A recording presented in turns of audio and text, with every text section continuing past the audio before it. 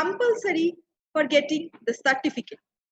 The link will appear at the end of the webinar and also in the chat box. Now, I welcome Mr. Matthew Joji, the Head of Strategic Communications and Development, International Justice Mission, Kolkata, to introduce our esteemed panelist for the session, Mr. Matthew Joji. Thank you, Dr. Rupa.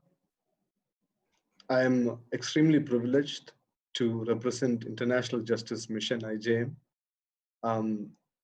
and this important webinar to moderate the sessions and the proceedings this afternoon. Before I introduced the panelists and the following speakers, I'd like to take just a few seconds to talk about the issue and talk overarching the importance of the topic that we are touching upon today.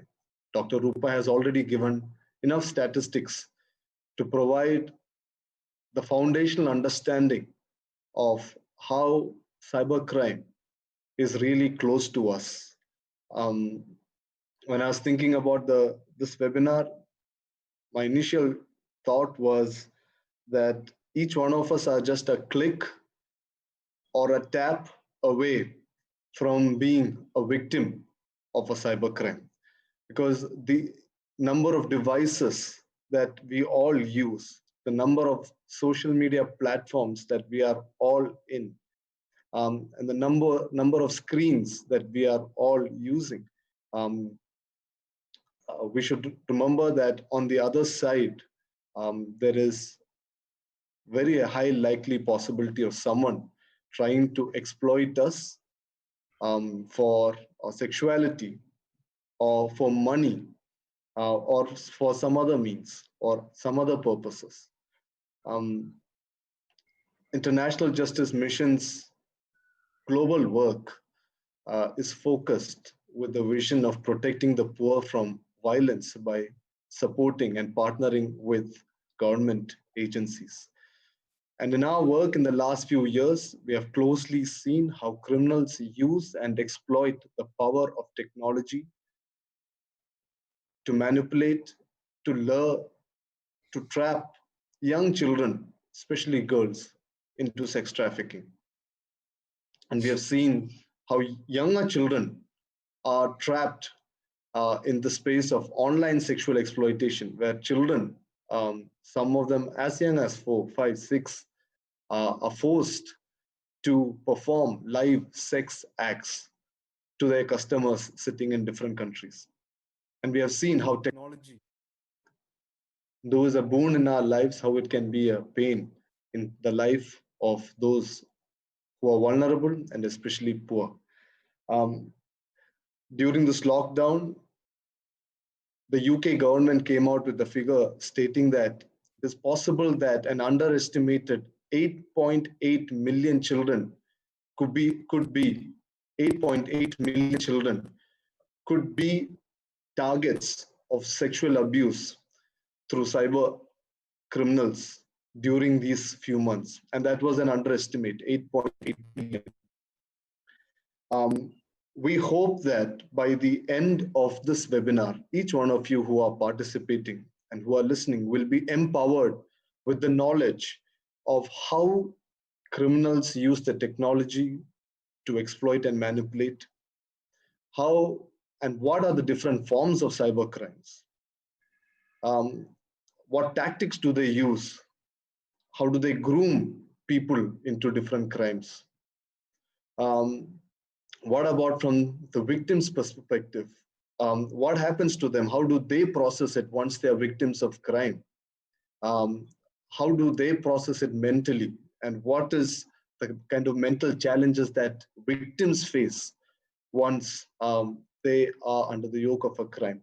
So I hope by the end of this webinar, each one of us are empowered by this information, especially by the great experience that several of our experts bring to the table. We have experts ranging from people who have served in the law enforcement, to academia, to research. And so we have great opportunity to learn from these experts. With that, I'd like to introduce for the welcome address and keynote address, Father Felix Raj. Father Felix Raj, welcome. I'll just take a few minutes to introduce this great and eminent personality amongst us. As many of us know, Father Dr. John Felix Raj is a Jesuit priest. He's a Vice Chancellor and Professor of Economics at St. Xavier's University since 2017. He's the former Rector and Principal of St. Xavier's College, Kolkata. His specialization includes development economics, liberalization, privatization and globalization, public sector disinvestment, spirituality, leadership skills, and training. Father Felix Raj was a member of the West Bengal Education Commission to prepare a roadmap, a vision document for 2020 and 2030 for the state's education sector. He was also the Vice President and Secretary of the Bengal Economic Association. There is a lot to talk about Felix Raj, but I just loved this quote and mention that His Excellency, the Honorable former Governor of West Bengal, M.K. Narayanan, how he summarized the qualities of Father Felix Raj in a speech in 2012. And this is what he said. Till date, I was under the impression that administration and piety were his qualities. I now realize that behind the gentle eminence lies the shrewd and sharp intellect accompanied by a burning desire to contribute to the nation's development. Father Felix Raj is hence a true icon, not only for those of us who have gone through or will go through the portals of St. Xavier's College, Kolkata, but also for others who study in competent institutions as well. He has demonstrated that classrooms are not solely intended to impart knowledge, but in equal measure to inspire the students to search for truth and arrive at their own conclusions. I'm sure that St. Xavier's College would be richer with the presence of someone like Father Felix Raj as principal. Father Felix Raj is an icon for service before self. And Father, it is our privilege and honor to have you amongst us to share the keynote address and the welcome address this morning, this afternoon. Thank you. Thank you, Matthew. I don't deserve a big introduction of this type. I just want to share with you some of my ideas. First of all, I want to thank International Justice Mission for the initiative that you have taken to jointly organize this webinar with the Department of Social Work of St. Xavier's University, Kolkata. It's a great effort. It's a great initiative. And as I can see, there are more than 1,000 students participating in this webinar. And I'm sure this initiative of yours will be informative because you have a galaxy of panelists who are experts in the field. And I'm sure their inputs will be informative, insightful, and inspiring. And this webinar is very relevant because you have started it at the right time. You see, this COVID-19 pandemic itself is a threat to all of us. It is a global problem. It has affected almost all the countries. It has affected all of us and all walks of life, including, of course, the education sector. I don't think in the past 100 years or 200 years that almost all the educational institutions, right from class 1 to the universities, were closed for such a long time. This is the first time we have globally almost all the educational institutions closed. And we are not sure now how long it will continue, because we have been informed now it will be till the end of July. But there are doctors, scientists who say that this COVID will continue for a year or two. So I don't know whether we may have to close colleges and educational institutions for a long time. So this threat has affected all of us. But the main thing is, can we transform this threat into an opportunity? We all have to do it, because if we consider this as a threat, it's going to kill us. And we cannot allow this COVID-19 threat to kill us. It has killed many of us. And we cannot allow this to kill us anymore. It cannot be considered as a threat or as a problem. It has to be converted, as many people have said, as opportunity. And this opportunity must become constructive, not destructive. And so all of us have to put our minds together and collectively think wisely what would be that best opportunity that we can have. Our schools and colleges and universities have been closed for the last 3 months, and it will continue for a few more months. Now, we were all worried, what are we going to do? Because we cannot allow our stakeholders, students, alumni, parents, faculty members, and others to be affected. You cannot just keep all the colleges and schools closed indefinitely. We have to do something about it. If we can't have physical face to face education, teaching, learning, can we have some other alternative? And this is what happened globally. There are some countries who have already been in it. There are some countries who have just begun. Take our countries. Some institutions have already been in it, some institutions not. And so this COVID pandemic came in suddenly. We didn't expect it. It is an eventuality that threatened us. And so we have to find ways and means of continuing our education to our students. And the best way was, can we start online teaching learning? And this is what many schools and many colleges and universities have done. I can only tell you what we have done.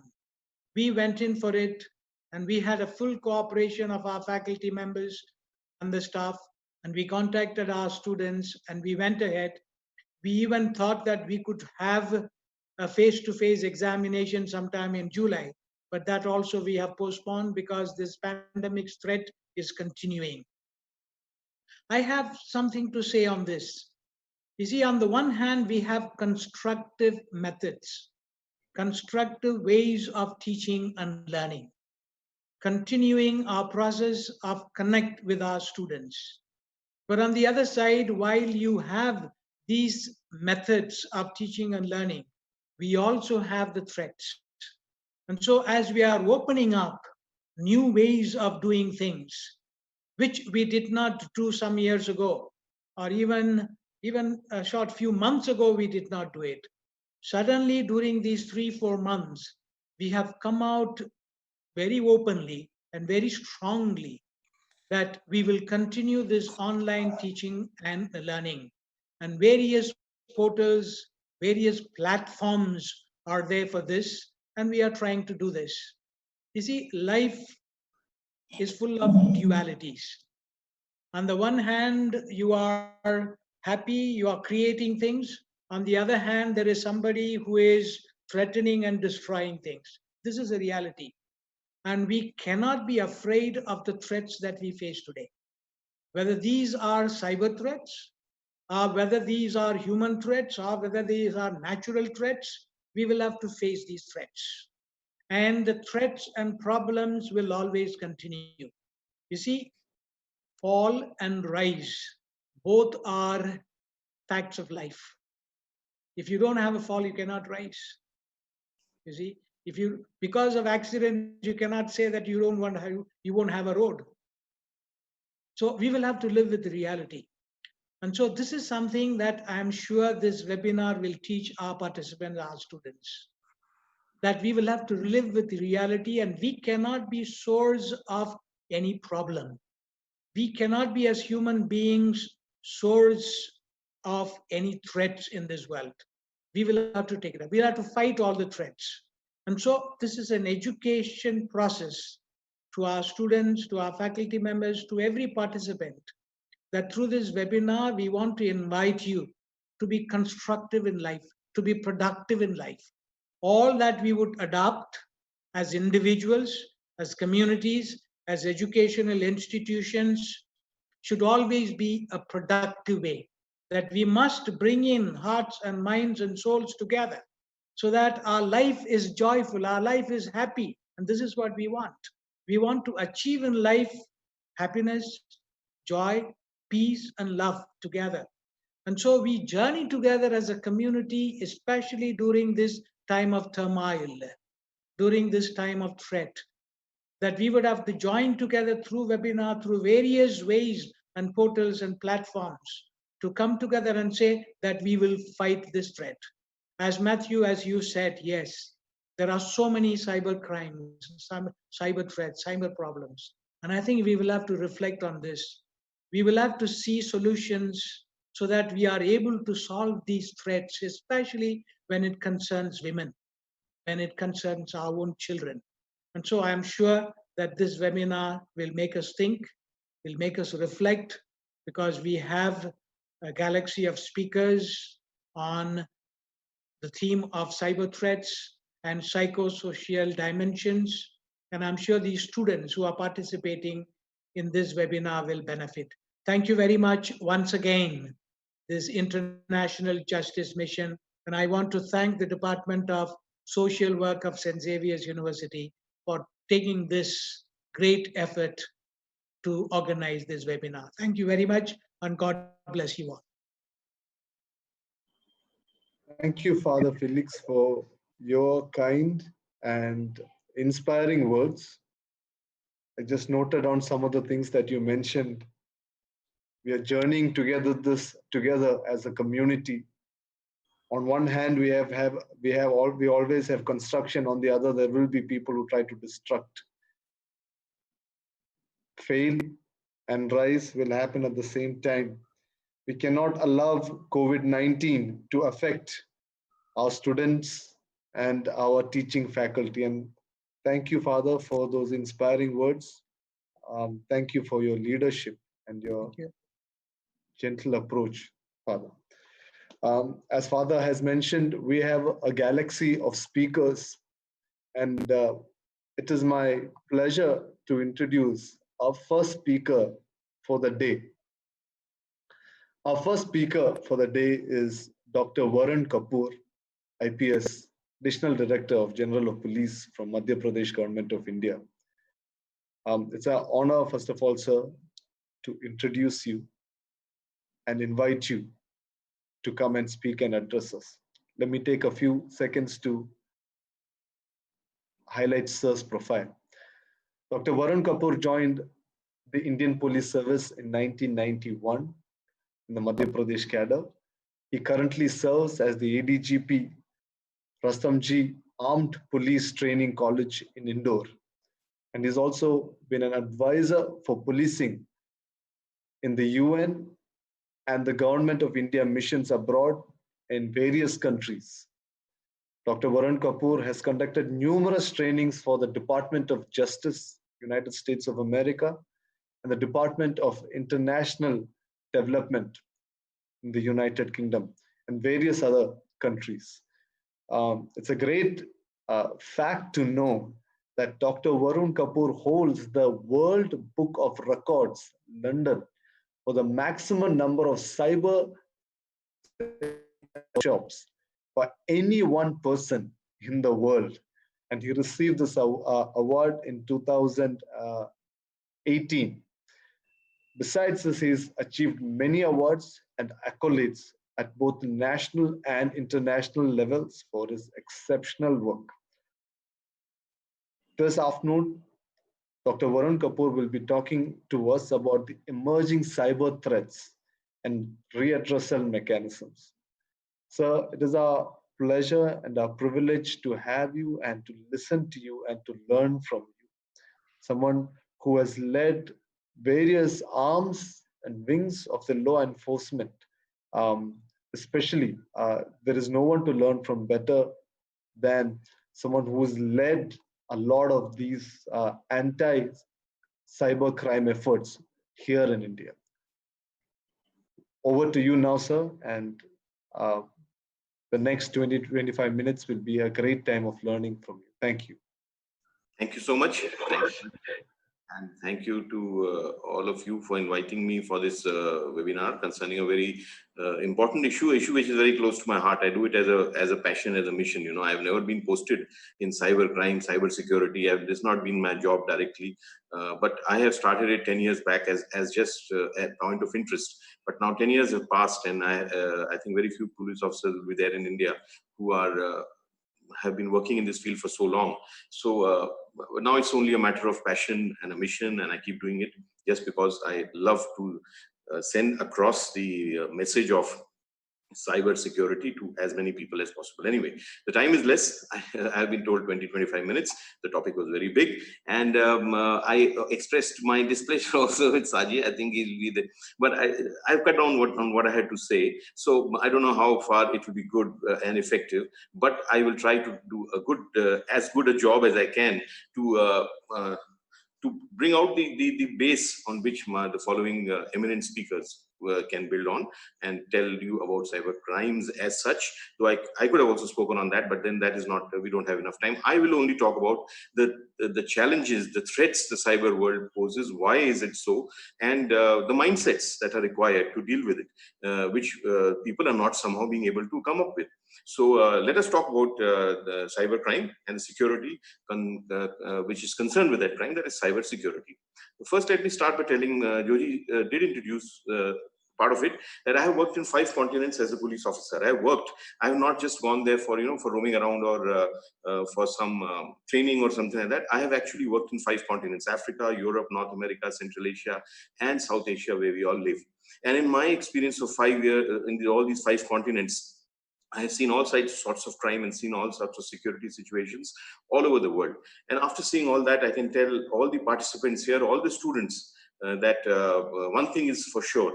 In today's time, definitely, and in the times to come, definitely even more. If you have to identify the top threats to public security, in today's time and in the times to come, one or two, the top one or two, one of them will definitely be cybersecurity. That is a fact, and we must all realize it, but we don't, because nothing happens concrete.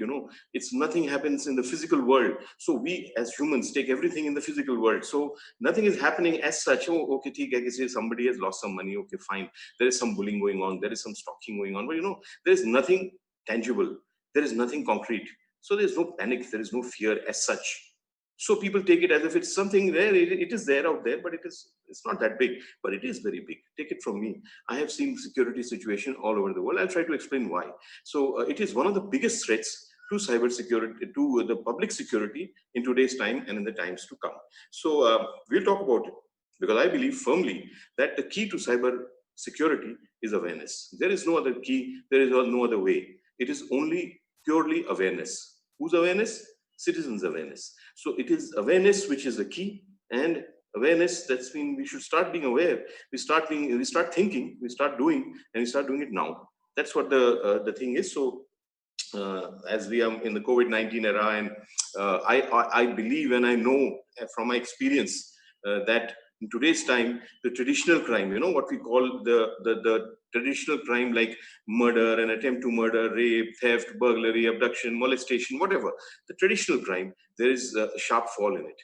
The reason is not very difficult to understand. There is no movement, there's no interaction. We are all at home, stay at home. That is a slogan. We are fighting a pandemic. We'll win very soon. I don't believe it's going to be there for so long, a year or two. Definitely not. We will be there very soon. We'll win. But we are at present, stay at home. That's the slogan we all are following. Stay at home, stay safe, correct? But the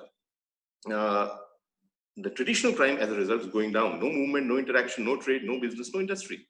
When you're going nowhere, there's going to be nothing. Of course, it's opening up now, but The thing is that traditional crime is going down very fast, but that is not the case with cybercrime. Cybercrime is going up very fast. That's what I would say, because I always say that we are in stay-at-home mode, so a true stay-at-home crime is cybercrime. Why is it so? Because the one who commits the crime can do it sitting at home. He doesn't have to go anywhere, or she doesn't have to go anywhere. And the person who becomes a victim of that crime also has to go nowhere. So the person who commits it goes nowhere. The person who becomes a victim also goes nowhere. You sit at home and that's it. You can become a victim of crime. You don't have to meet anyone. You don't have to go anywhere. So in this era of lockdown, in this era of stay-at-home, this stay-at-home crime is even a bigger danger. Otherwise, also it's such a big danger, as I said. So we better talk about it. And it's a good initiative which the students who are here, they will also be start talking about it, start thinking about it, and then, as I said, start doing something about it. So I will be talking to you as a police officer. I have 29 years of experience as a police officer. 10 of them I worked in a variety of fields as my interest. It's not only in cyber. You know, I worked in narcotics, wildlife protection, women security, suicide prevention, traffic awareness, community policing. I worked in a lot of fields, but this is my main passion, as I said. So I will talk to you only as a police officer. I don't pretend to be a very big computer expert, neither do I claim to be a very big software wizard, and neither am I a gadget guru or anything. I'm just a police officer. So the things which I will tell you will be of common sense, because there is only one thing, one sense which is important when you have to fight crime, when you have to secure yourself, and that is common sense. Common sense. But that is the thing which becomes most uncommon when the situation of threat or emergency comes, unfortunately. So I'm going to tell you the common sense things which you will maybe knowing a lot of what I say, right? And you may be knowing a lot, or you may be knowing everything of what I'm going to say, because they're going to be common sense things. You know, when they, I always, but even if you know it, what I'm going to say, all of it or some of it, I would still request you listen again. Because if you listen again to one thing, again and again, it becomes part of a system. And that's what I want to happen. That what I say today becomes part of a system. Why? I'll tell you. When a crisis comes, an emergency comes, one word is very important. Your response to that situation. That is the thing which may save you or may kill you, right? Maybe a natural calamity, maybe a crime situation, maybe accidental situation, whatever. It is your response which is very important. And if your response is automatic, then I think you can save yourself or secure yourself better. Suppose somebody is standing in front of you with a knife. Are you going to think what you're going to do? If you're going to start thinking, it may be too late. But if you're going to do something, then you might secure yourself in that situation in a better way. Correct? So your response is very important. And what type of response? Automatic, immediate. That is the best response. And when is the response automatic, friends? When it is part of a system. So that's what I want. Even if you know what I'm going to say, please listen again. It's going to become part of a system, and that is the best response, and that's what I want. Okay, so we'll move forward with that. I said it's one of the biggest threats to public security. Why do I say that? I'm going to say everything from my experience, and I'm going to go very fast now because I have very less time. So if you understand me, it's good. If you don't, I'll come again to Calcutta if you invite me, and I will have a face-to-face seminar, and that's the best way to connect actually. But anyway, so why is it the biggest threat to today's world? As I said, because it is a crime. I've seen crime all over the world. I've dealt with crime all over the world, all types of crime, and I can say it is a different crime. This type of crime exists nowhere, anywhere in the world, not now, not before, never. It's a different crime. That's why it's such a big challenge. The police, the security forces, they are not in a position to understand how to secure the citizens best against this new type of crime. And the citizens also are not being able to comprehend what they must do to secure themselves against this kind of attack. So that is why it is different. That's why it's such a big challenge. And that's why it's such a big threat. And why is it different? Because it is not a crime of this world. Which world? The real world, actual world, the world we live in, the world we are born in. It's not a crime of this world. It is a crime of this world. It's a crime of it's a cyber world, digital world, virtual world, whatever you may say, a device-based world. It's the crime of this world. And if you ever think that this is not a world, it's just an activity, think again, my friend. If you think that I'm just making a phone call, so what? I'm doing an activity. If you think that you're just chatting on WhatsApp, I'm just doing an activity. Yes, you are doing an activity, but you're doing it through a device. And when you're using a device, you're connecting through that device to a world. And that is also a world. Please, don't ever make a mistake. It is not. Like in the real world, there are number of threats, challenges, dangers, crime, criminals. Are there not? Many. As many in this world. Don't ever make that mistake. As many crimes, criminals, threats, challenges, problems, as many in the real world, maybe more even in the virtual world. And the worst part is you can't even see them till it is too late. Nobody's going to come in the virtual world and shoot you dead like in the real world, but you'll still lose your life. You must have heard about Blue Whale Challenge and all. Nobody's going to come in the virtual world and show you a knife and rob you, but you'll get robbed in a worse manner. So it's full of threats, challenges, crime, and criminals. You can't even see them. That is why it's such a big challenge. Okay, and it's a different world. And why? Then also you can say that, okay, it's a different world. Okay, fine, we agree. We agree with you also that it's full of crime, criminals, fine, and they can't even be seen. That's also okay. But tell me one thing. Still, why is it such a big threat? I'll give you an answer. It's in one word. Because we are human beings. I'll try to explain what I mean. I mean by that we are human beings. We are born in the real world. We are born for the real world. Listen carefully. We are not born. We are connected to the virtual world. You are not born, or we are not made for this world. We are born in the real world, and we will live in the real world. So as a result, all our instincts, behaviors, attitudes, actions, reactions, anything, all these things are tailored for the real world. They are not tailored for the virtual world. That's the biggest threat. I'll give an example. You'll understand what I mean. If you're a human, you'll have this instinct. You can do nothing about it. What does it say? What you see is what you believe. जो आपको दिखता है आप उस पर विश्वास करते हो जो आपको सुनता है आप उस पर विश्वास करते हो you believe what you see or believe what you hear and then you will make an opinion on it or some behavior some attitude some action reaction whatever but believe based on what you see because you have seen it yourself. That's why you believe it. Real world, that's an instinct. Suppose you in the virtual world you start using this instinct, will you be right? Will you be safe? Not at all, because in this world many things can be shown to you. Many things you can be made to hear. And if you start believing everything you see or hear, you're going to get into trouble sooner or later. You tell me any cybercrime which has happened with anyone, you know, and I will take you back in point to one point where that person believed what he saw, rather believed what he was shown, and believed what he was made to hear, and then did something and became a victim of crime. So that is the main thing. Instincts we are born in the real world and we have live in the real world. So we are not born in the virtual world. Instincts have to change. Mindsets have to change. That's what I told you. Change your mindset. You cannot have this mindset while you're working, while you're using the virtual world. As I said, it is also a world. It has also got enough dangers and threats. You can't even see them till it's too late. And then you have to change your mindset. And please, what I'm going to say, what I've said, just listen to it again. Make it a part of your system and give a response automatically, even in a cyber threat situation. Okay, it's automatic response is the best. You cannot think there also, right? So these are the things which I move forward with. And last thought before I go into some part of my conversation, which I would like all of you to listen. Who is responsible for your security in the virtual world? We'll discuss it in 2 minutes. In the virtual world, I said, in the real world, who's responsible for your security? You yourself are responsible, are you not? You are. From morning to evening, from night, you are doing things to keep yourself secure without even thinking about it because they're part of your system. When you go out of the house, you put a lock. Does anyone tell you to lock your house? No. When you cross the road, you look left and right. When you go into a city at night, you will not enter a dark alley, will you? What are these? These are small, but they're security measures. We take them the whole day without thinking about it.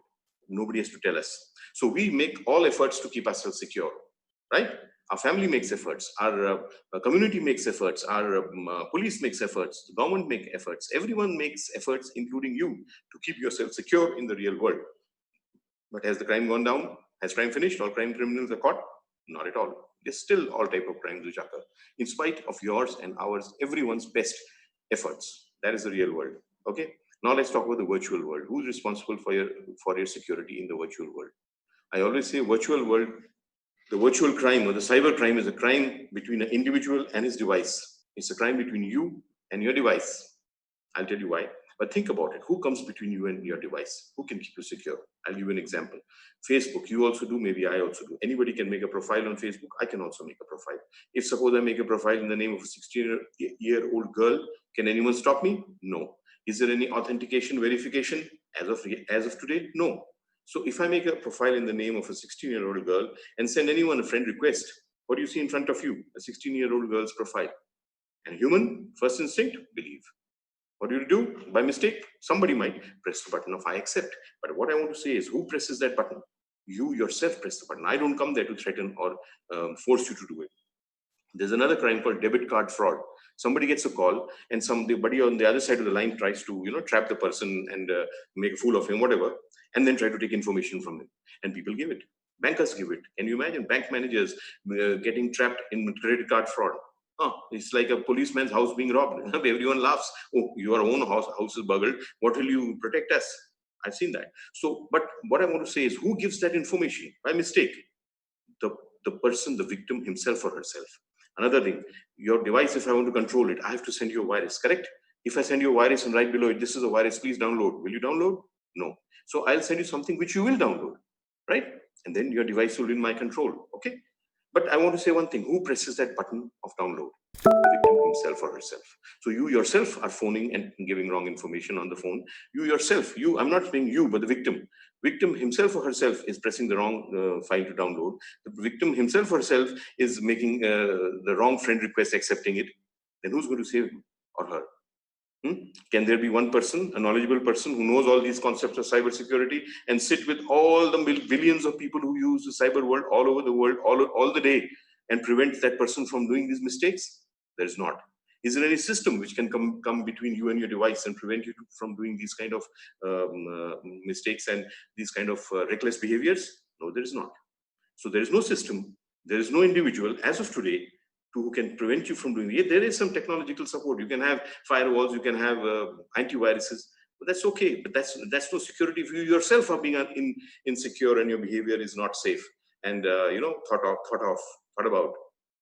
So there is no system and there is no person who can protect you or prevent any type of cybercrime occurring on you. Then who's going to protect you? You yourself. That's correct. So that's why I said the key to cybersecurity is awareness. And when will you protect yourself? When you know about it. Correct? I said it before. It's common sense. You must be knowing. I'm not denying it. You must be knowing most of it. You must be knowing, but knowing and doing is very different. That is awareness, friends. Awareness is not only knowing, that's information, knowledge. Then knowing something and then doing something, that is awareness. So I want you to be all aware that this is the big threat. You have to change your mindset. You have to give automatic response and you have to give it every time. So you have to know. If you don't know, please know from today. And once you know, then you do. There's a gap, Many times, I'm a police officer, I have seen it. Most of the emergencies, most of these accidents and crimes and all occur in this gap of knowing and doing, right? Everyone knows wearing a helmet is good for your own protection, but many people don't. Still wear it. Gap between knowing and doing, please don't keep it. So today, you will know. If you don't know, if you know it better, make it part of your system, give automatic response, and do something about it, and do it every time. I always say security is a habit, it's not a choice. You cannot say that sometimes I'll do it, sometimes I'll not. Sometimes I'll go to the house, I'll lock it, sometimes I won't. What will happen when you don't lock? So it's the same thing in cybersecurity also. Once, suppose in these things which I've said, suppose one thing you understand, that yes, in the cyber world, accepting a friend request from an unknown is very dangerous. It should not be done. That's a security measure. Actually, it's a very big security measure. In the cyberspace, you should not have any contact with any unknown source. Email, SMS, friend request, phone call, anything. Anyway, so if you decide that that's a good advice, then you got to do it every time. It's not that sometimes you get some friend request, you accept it because it looks attractive, and sometimes you don't. Then that is absolutely no security. So please understand what I'm saying, what I'm trying to tell you. You have to change your mindset, and you have to do something about it, and you have to do something about it now, and then you have to do it every time, not something. Okay. Now I will go to the next. I'll just enable my presentation. I have one slide to show you. Please just give me 1 second. I'll do it in a minute.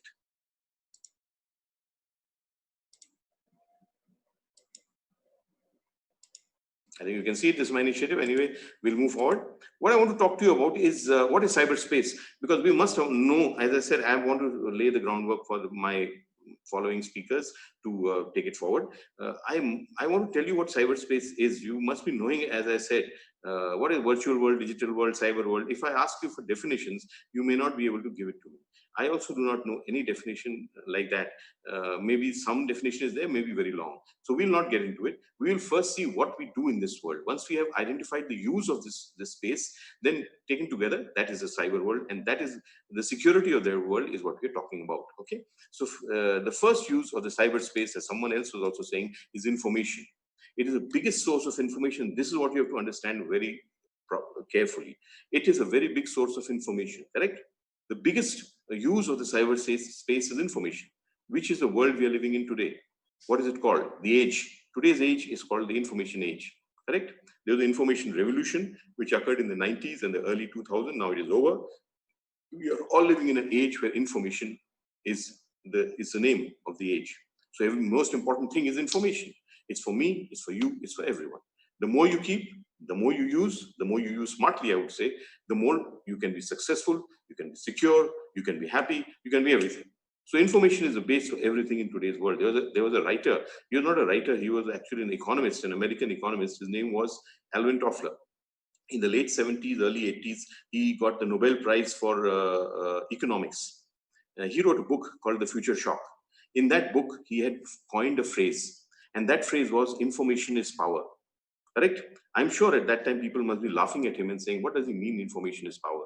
Money power is there, muscle power is there, energy power is there. But what is information power?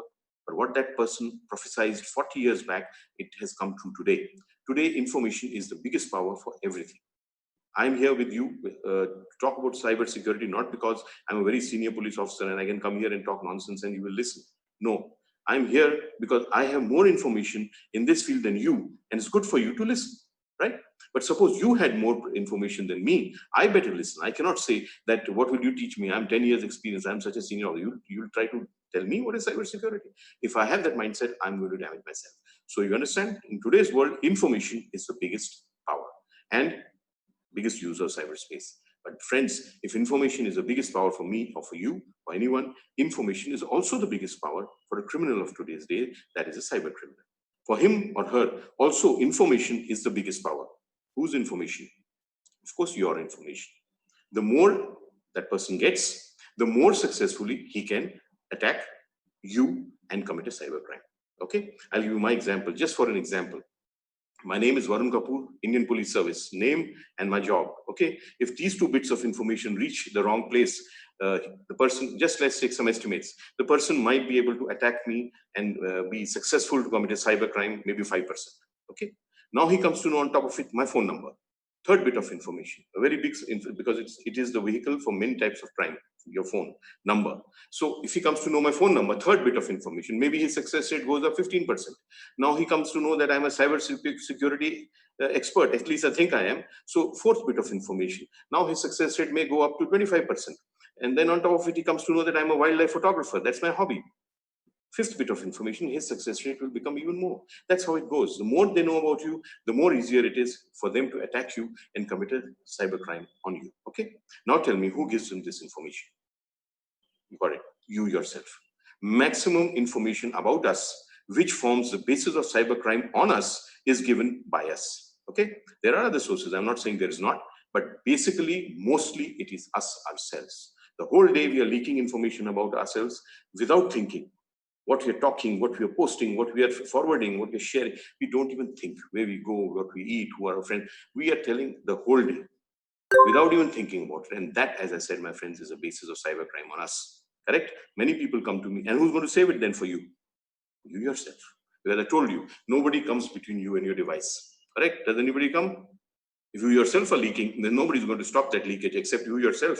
So that's why I say information security is the base of cybersecurity. If you want to be secure in the cyberspace, you better secure your information, and nobody is going to do it for you. You are only going to do it for yourself. Okay, so you have to start doing it from now. Many people come to me and talk very big. They say, Mr. Kapoor, these banks, they have so much information about us, and then the server gets hacked. So much insecurity for us. Correct? Yes, there is. Why not? Then they come and say the government collects all sorts of information about us, and like Aadhaar card, like the new controversy, the Arogya Setu app and all that. So much information about citizens. Suppose it gets hacked, how much insecurity? Yes, of course there is. Why not? But please, let me tell you, these organizations, the government or the banks or whatever, who collect information about you, they do it with a purpose. And that purpose is generally your own good. Okay? So they collect information about you for a purpose. And please, they are doing their best to secure it. They are doing their best. They will put in the best firewalls, the best security softwares, the best AI algorithms or whatever to secure your information, which they have collected for a purpose. Correct? But you talk about what you are doing to secure your information, because you are the biggest source of information about yourself, which is a cause of cybercrime on you. So start doing something about it today. Let them do the job, you do your job. And do it from today, please. what you're sharing. If I tell you today, stop Facebook, stop WhatsApp, if you stop it, it's good. The sources of leakages will stop, definitely. But will you do it? Of course not. So I will not give that security advice. I will give you another security advice. Do it, but do it carefully. What you're doing on it, just think who you're sharing with, what you're sharing, whether you should share or not, how much should you share, when should you share. Just think at least. Once you think, I'm sure you're going to make lesser mistakes. And once you start making lesser mistakes and securing your information, you're going to become more secure. Okay, first thing. Second thing, quickly I'll tell you, there's written on here 2 trillion searches on Google every year, correct? In a world which is known as information age, the biggest power is information. The biggest source of information in today's world is Google. Then which is the biggest power today? Google. A is equal to B, B is equal to C, so A is equal to C. It's a mathematical formula we learned when we were children. So that is why these data-based companies, or maybe information-based companies like Google, WhatsApp, and Facebook, etc., are the biggest corporations of today's day. The biggest corporation today is which one? Google Alphabet. But why is that so? Have you ever thought of it? You must have. You must be knowing. I'm telling you, these are common sense things. But we don't think about it again and again so that we can become secure. Why are they the biggest corporation? They don't make a needle. Okay? They produce nothing. They don't charge you a penny, do they? Not even 1 rupee. And they don't even show you an advertisement. Many people tell me, oh, it is because of advertisement. No, it's not. What's the WhatsApp? Does it show an advertisement? No. What is the value of WhatsApp? I don't know the value today, but 4 years ago, when Facebook bought it, it was 19.8 billion US dollars. 1.5 lakh crore company, which does not even make a needle, which does not charge you 1 rupee, and which does not show you one ad. Then where do they get their money from? You know, classical marketing model, you've heard, you must have heard, you make a goods or make a service, sell it. Part of the price is your profit, part of the price is your cost, correct? That's a classical marketing model. But this is not classical. They don't charge you anything. You're the user and consumer. Obviously, then they are charging someone else. They say that if Google and Facebook and WhatsApp start charging you for their services, you'll not be able to use it because it'll be so expensive. Then this expensive service somebody is paying for. And who is it? It's somebody else. And why? Because they are buying your information. So these big information-based companies, they sell your information and they make their billions of dollars. I am not saying they're doing a crime by selling your information, because you give them the authority to sell your information by signing the contract. I agree. You don't read the terms of service. So you have given them the authority to sell your information, to sell it. So they're not doing any crime selling your information. And I'm also not saying they're selling your information to a criminal, but they are selling your information to someone. And from there, it may go roundabout and reach someone who is not the right person. So that is the base of cybercrime on you, as I said. So please remember, your information is so valuable that people sell it and earn billions of dollars. Your information is so dangerous that if it reaches the wrong hand, it will face horrendous cybercrime on you. And there are so many types. And who's going to secure that information? You yourself, nobody else. So start doing it from today. Please think about it seriously. One more thing, which is the next use of cyberspace. Commerce, you understand that. Online banking, online shopping, transactions, payments, transfers, bookings, whatever. Big source of commercial activity. Another use of cyberspace is communication. You know that very well. SMS for phone calls and emails or whatever. Communication. Social networking, another very big use of cyberspace. But I will stop here for 2 minutes. This is my last pause, and then I will try to wrap it up. I want to tell you the difference between communication and social networking, because there is a difference. And it is this difference which is, see, cyber crime is a double-edged weapon. Like in the real world, if you do a mistake, you might become a victim of a crime. But in the cyber world, if you do a mistake, you might become a victim, but along with it, by mistake, you might become an offender by mistake. Why is that happening? Because people generally are not understanding the difference between communication and social networking. It's high time you start understanding it and then doing something about it. Because see, if you don't know this difference, you're making a mistake. And because of that mistake, if you do something which is a mistake, then it's a mistake by mistake. But let me tell you, there is no law in the world, or there's no law keeper in the world who will tell you that, okay, you made a mistake by mistake. It's fine. You can go. Don't make it again. Just say sorry. No. If you make a mistake by mistake, it is still a mistake, and you will be punished for it if it is against the law of the land. So how will you then secure yourself from making this mistake by mistake? Either you learn the law of the land. The law of the country for cyber security, cyber crime is called Information Technology Act. Either you know what is written in it, what is illegal, what's obscene, what does it say? Then you will not make a mistake by mistake, obviously, or you understand this difference. Knowing the law, tough job. You can do it, very good, because everyone should know their laws. Very nice. If you can do it, I would be very happy. But if you can't, then at least understand this difference.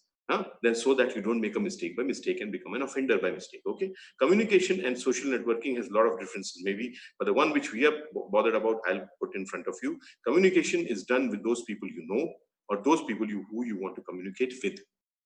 Okay. Social networking, on the other hand, is potentially with anybody on this globe who has access probably to internet. So not necessarily you don't know the person, and not necessarily you want to communicate with the person, but still your content might reach that person. Okay, so that is the main difference. It is not communication. So you cannot write anything, you cannot post anything, share, forward anything you want and get away with it. See, if you're communicating, suppose I make 10 people sit with me and I speak against some government, speak against some person, speak against some institution, some religion. Or if I phone someone and say, if I email someone, I know that person. And maybe I want to tell them these things and probably they will agree with me, correct? But if I post the same thing online in the social networking sphere, then it may land up, as I said, with anyone. That person may not be ready or agree with my opinion about persons and institutions and religions, and may say, no, we don't agree with you. And if they report, and if your content is against the law, then you will be punished, as I told you, correct? So you have to be very careful. People, the societies in the world are being torn apart by irresponsible social networking behavior of citizens. And it is true for India also. So because people are not realizing, I'll tell you a small case in Khandwa. There's a district in Madhya Pradesh. One person, maybe just for fun, or maybe just because he thought he was a big activist or whatever he thought, he never thought what happened in the end. He wrote something against some religion on Facebook. There were riots in that district. There was a lot of problem. Anyway, but we wrote to Facebook to give us the IP address. Digital footprints, my friends, goes nowhere. You cannot destroy them. You cannot hide them. You cannot conceal or even change them.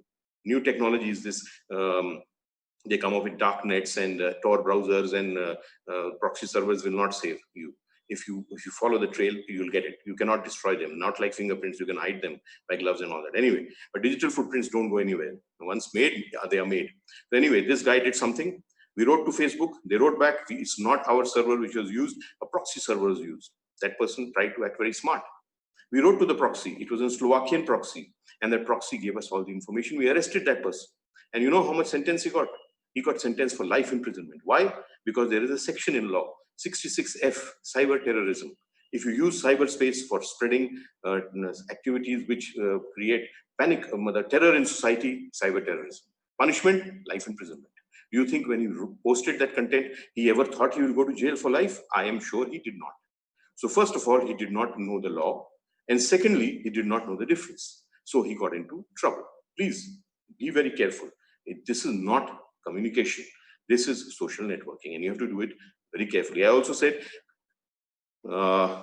forwarding, liking, and sharing. Why did I say that? See, the law of India's IT Act, there is a key word in IT Act. It says transmission. That is the key word. In the cyberspace, if you transmit anything which is illegal, which is obscene, which is against religion, maybe against an institution, whatever, if you transmit, the key word is transmit, you're doing an offense. So when you post something, upload something, you are transmitting, definitely. When you host some content, maybe some website and all, you are again transmitting. But only posting and hosting is not transmission. Sharing, liking, and forwarding is also transmission. Suppose I post an illegal content and you like it, you have transmitted it further. So you become part of that offense. Even if that content is not yours, you cannot claim that I did not, it's not, I didn't write it, I didn't post it, Mr. Kapoor did. So what? You've transmitted it further. So you become part of the crime. So be very careful. It's not only hosting and posting. Don't even like, share, and forward without thinking. You have to do it properly. Otherwise, you can get into trouble and you can create a lot of damage in society. The last use is entertainment, and you understand this is games, movies, and songs. So when you take all these things together, when you're doing these things, you do this in real world also, but when you do it with the device, you are spending your time in the virtual world. Last thing I want to share with you is this: how much time are we spending in the virtual world? Do you know? We never think about it. I did a research. You know, I do a lot of research also in this field. I do a lot of publication. I write a lot of columns. I do so many things. I did a research 3 years back in the city of Indore, where I'm posted 3 years old figures. I'll tell you, they are old. World is changing very fast. It is called exponential change. It is not, normal change. So these figures would have changed a lot, but at least you'll get an indicator. I did a research in Indore 3 years back. How much time do our high school children and college students like you spend in the virtual world? The figures I got, they must be the same all over the country, maybe all over the world. For high school students, 3 years back, it was 22% of one day's time in the virtual world. And for college students, it was 29.8%, nearly 30% of one day's time in the virtual world. That 30% might have gone up to 50%, I would have no doubt. And in this lockdown era, maybe it is even more than 50%. So more than half our lives we are spending in the virtual world, and unfortunately is going to increase. And as a result, what are we doing about security? I think nothing. So when you're doing nothing about your security and that's not protecting your information, changing your mindset, whatever I told you, so many things, then then what can you say? It's like a sitting duck. You know, anybody can shoot you down. So be careful, think, and start doing it now. I'll end with these 5 mantras which I have. You don't remember what I said, remember this. Quickly, I'll run through them. Have a mindset of security and safety. Always. It's a different world, different mindset. It's mindset of security. Have it from today. Second, avoid shortcuts and avoid greed. This is not for US college students, basically. All the financial offenses which are occurring in the cyberspace, most of the offenses, big category offenses in the cyber world are financial offenses, which you as students may not be that, that empowered as yet, no bank accounts, MBP card, not that much. So it's not very useful for you. But when you grow up, what I say is when you want to secure yourself against cyber crime, financial crime, you have to avoid greed. Greed means ghar baithe naukri. They will tempt you. They will scare you. Temptation. You get a job, you get a lottery, you get a relation sitting at home. It doesn't happen. Make it a motto that I will do everything by my own effort.